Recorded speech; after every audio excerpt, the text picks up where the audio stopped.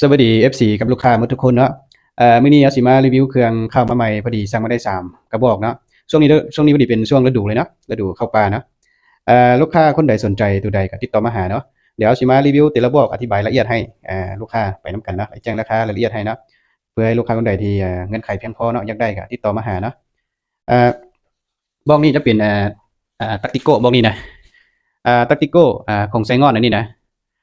กล้องจะเป็นไซส์กล้องรุ่นกล้อง Discovery 3-12คนใน42เนาะรุ่นนี้มีไฟในเลนจักหน่อยเฮาสิรีวิวเส้นเลนให้เบิ่งเนาะทางจะเป็นทางอะลูแล้วก็อ่าวาล์วจะเป็นวาล์วกลิกแก๊สวาล์วปรับในเนาะรุ่น Tactico นี่ใส่แต่วาล์วปรับในเนาะวาล์วปรับนอกใส่บ่ได้นะตัวนี้ Tactico รุ่น Tactico นี่คนลาวเขานิยมใส่หลายเนาะเพราะว่า Tactico นี่เขายิงสบายเทียบกับ Factor กับอัน Tok A นี่ Tactico ยิงสบายกว่าไผมือใหม่นี่เอา Tactico แนะนำนะเพราะว่า Tactico จะมีตัวซากเบิ่งนี้เนาะตัวนี้เนื้อสิยิงกับซากเบิ่งนี้ก็ได้หรือว่าซากเบิ่งนี้ก็ได้มันจะมี2เบื้องเลยนะเบื้องซ้ายเบื้องขวาเราจะเป็นเราTK นะ12เกี่ยวนะครับประกันเรา6เดือนให้ยิ่งบ่ถึงเขาเป็นเราใหม่ให้ท้ายนี่ก็พักได้ก็ดึงได้นะตัวนี้มีบางลูกค้าก็ยังได้ตัวไทยซื้อเนาะแต่ว่าไทยซื้อเขายังบ่ได้นำเข้ามาเดี๋ยวนะไทยซื้อตัวนี้เก็บเสียงก็เป็น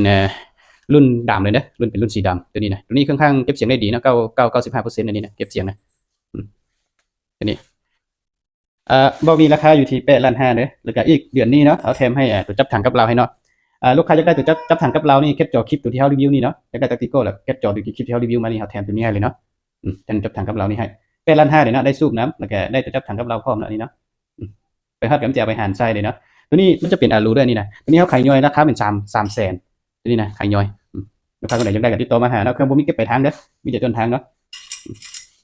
ต่อไปจะเป็นบอกที่2เนาะบอกที่2นี่ก็เป็น Tactico เนาะแต่บอกนี้มันจะตั้งอยู่บนกล้องนี่เนาะกล้องมันจะเอากล้อง BSA มาใส่เนาะตัวนี้ส่วนนี้ก็เป็นของไซงอนเนาะวาล์วนี่จะเป็นวาล์วกลิกแก๊สวาล์วปรับไนทางจะเป็นทางอะลู 0.42ราวนี่จะเป็นราว TK ยาว50ซันตีเด้อ12เกี่ยวท้ายนี่ก็ทักได้เนาะทักได้ดึงได้กล้องจะเป็นกล้อง BSA เดี๋ยวมีหมายจำข้างกลางเนาะกล้องนี้มีรีวิวมาหลายเลยเนาะ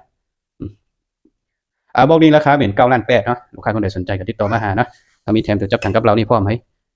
แต่การราคานี่แกลดบ่ได้เด้อเพราะว่าเครื่องเขาแถมให้ได้หลายเนาะได้แม็กได้สูบน้ำตัวนี้นะไอ้พอไปฮอดน้ำเจ็ดจับเข้าปลาแล้วนะนี่นะต่อไปจะเป็นบอกที่3เนาะบอกที่3นี่จะเป็นบอกที่3นี่จะเป็นถังคาร์บอนนี่นะจะเป็นถังคาร์บอนแล้วก็วาล์วจะเป็นวาล์วกลิกแก๊สวาล์วปรับไนกล้องนี่จะเป็นกล้องรุ่นมักโก้เนาะเฮาสั่งมาใหม่เนี่ยอันนี้มีไฟในเลนนะเดี๋ยวจักหน่อยเฮามารีวิวเส้นเลนให้เบิ่งเนาะเพื่อให้ลูกค้าตัดสินใจสิเอาตัว Discovery เนี่ยหรือ BSA หรือว่ากล้องรุ่นมักโก้นี่เนาะพวกนี้เราจะเป็นเรา12เกี่ยวเด้อเรายาว50ตัวนี้นะเรา8เกี่ยวก็มีถ้าลูกค้าอยากได้8เกี่ยวก็สั่งมาเนาะตัวนี้ส่วนยิงของไซงอนเนาะพวกนี้เครื่องครบสุดแม่น11ล้านพวกนี้นะได้จะจับถังกับเราพร้อมเนาะได้จะจับถังกับเราแล้วก็ได้สูบได้แม็กตัวนี้นะงามๆนี่เลยตัวนี้ใส่ถังคาร์บอนเบาเนาะมีบางคนลูกค้าก็ถามว่าถังคาร์บอนกับถังอะลูนี่ตัวใดดีกว่ากันนะกับถังคาร์บอนนี่นะดีกว่านะเบากว่าแล้วก็มันบรรจุได้ล้มหลายกว่ามันบางกว่านะบางกว่าแล้วบรรจุได้หลายกว่าถังอะลูนี่หนากว่าแล้วก็บรรจุได้น้อยเนาะตัวนี้ถังอะลูมัน0.5เด้อแต่ถังคาร์บอนนะขอโทษถังคาร์บอน 0.5 แล้วก็ถังอะลูนี่0.42ตัวนี้เลเซอร์นี่ราคา300,000เด้อลูกค้าใดสนใจติดต่อมาหาเนาะเดี๋ยวนี้ยังบ่หลายนะยังแต่2อันเด้อเนาะติดต่อมาหาด้วยนะตัวนี้มีลูกค้าหลายคนทำหานะพอดีเขา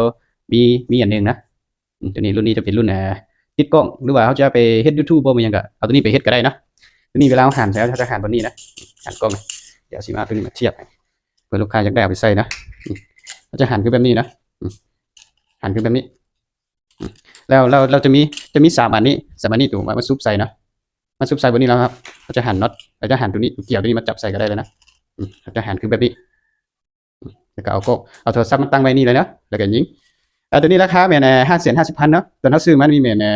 จิบพินนี่ประมาณ700,000ปลายนี่แหละนี่นะแต่ว่าสิมาปล่อยให้ลูกค้าเลยนะตัวนี้นะเพราะว่าเขาบ่ได้ใช้งานนั่นอันนี้นะสั่งมาได้นิดนึงแหละก็บ่ได้ใช้งานนั่นนะบ่ได้มารีวิวแล้วตัวนี้นะ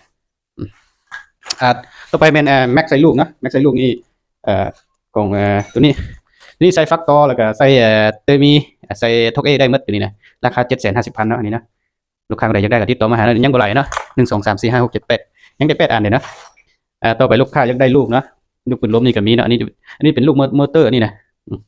ข้างมืดนิดนึงนะมอเตอร์แล้วเดี๋ยวมันจะเหงานะตัวนี้ ตัวนี้จะเป็นลูกแต่ธรรมดาเอวมันจะสั้นเนาะตัวนี้นะตัวนี้กับ150,000เนาะบังกับก็ฮอด300ลูกบังกับก็บ่ฮอดบังกับก็ฮอด270 280เนาะเดี๋ยวสิมาให้ลูกค้าเบิ่งเส้นเลนทางไหนเนาะตัวนี้จะเป็นรุ่นมักโกเด้อนี่นะเห็นแจ้งปะมักโก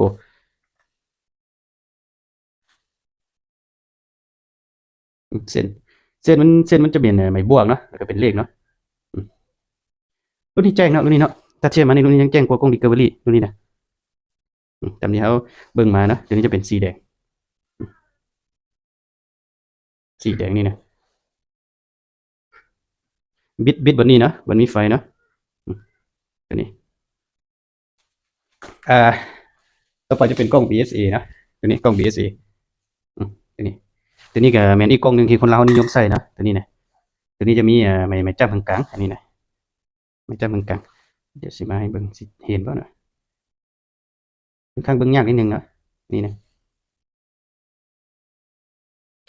มีแต่ลูกค้าคนใดสนใจกล้องนี้ก็ติดต่อมาหาด้วยตรงนะเอาสิถ่ายละเอียดให้เบิ่งเนาะเพราะว่าคลิปนี้ค่อนข้างยาวเนาะก็จะได้มันสั้นนิดนึงนะตัวนี้มันกล้อง Discovery ลูกค้าน่าจะตัวนี้ไฟในเลนตัวนี้ไฟในเลนลูกค้าอยากได้เอาไปยิงกันขึ้นกับเอากล้องเอา2รุ่นนี้เนาะ2รุ่นนี้มีไฟในเลนนะยิงกันขึ้นได้นี่นะเพื่อลูกค้าอยากได้นะอยากได้รุ่นใดก็ติดต่อมาหาเนาะกล้องเดี๋ยวนี้มี3รุ่นแล้วก็เครื่องกับสติ๊กเกอร์ก็สั่งมาได้3กระบอกนี้เนาะลูกค้าอยากได้เป็นถังคาร์บอนกล้อง BSA ก็มีนะอยากได้เป็นกล้อง Discovery ก็มีเนาะเดี๋ยวสิตัดราคาออกเนาะตัวใดราคามันสูงก็สิเพิ่มราคาอีกให้เนาะลูกค้าคนใดสนใจก็ติดต่อมาหาเด้อเครื่องเฮามีพร้อมส่งให้